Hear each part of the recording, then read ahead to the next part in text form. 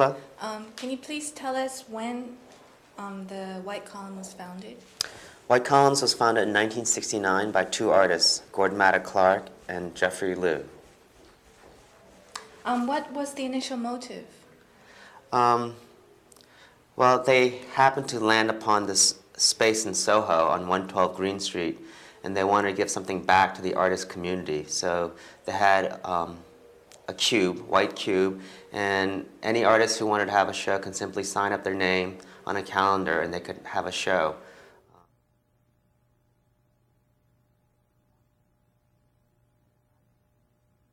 Well, back then anyone could have a show who wanted a show, but 27 years later, it's not the case. It's not the case, and we had to have some form of editing. So what we ask is that any artist who sends us slides will be looked at. And I look at all the slides that's sent to us, and we get approximately 10,000 packets of slides a year. And from that, we make the selection. And I would say around 1,000 artists per year gets put into our slide library. And once you are in the slide library, that means we are considering you for future projects, whether solo exhibitions or a group show. And from those 1,000 entries, I also make all the studio visits. And from that, we decide on the exhibitions. And we like to keep our schedule pretty current and loose. And so whatever that I happen to see in the studio, if there's a theme or a movement or whatnot, then we decide to make decisions about the show then. So it's pretty spontaneous as how we schedule our programming. I understand that this is a non-profit organization.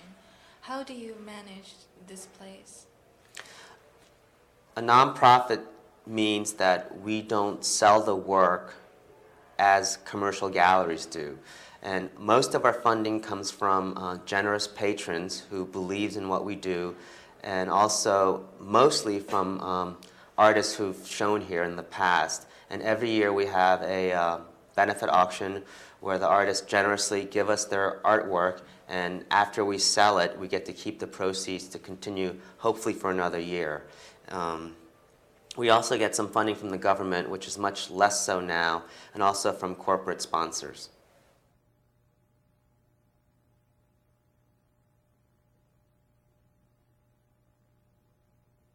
And fortunately and unfortunately, with the stock market crash, less and less people started to buy art because they needed to use the money elsewhere, and it wasn't part of their disposable income. So it was very difficult for artists to make a living. And so the artists who decided to become artists because they thought they could make money didn't like that lifestyle of having to suffer, as what artists traditionally have been known to do. And I think right now in 1997, a lot of those artists are gone. And they weren't artists originally anyway. They were just in it for different reasons. And so I think the art world right now, including New York and any other city, is very healthy. And I think artists who are making art now are doing it because they really want to and they really have to. And so in the millennium, hopefully these artists will continue to make artwork, and hopefully the economy will get better so that they don't have to work their day job as waiters or as construction workers, and they can continue to make a living from just doing what they want to do, which is to make art. Thank you.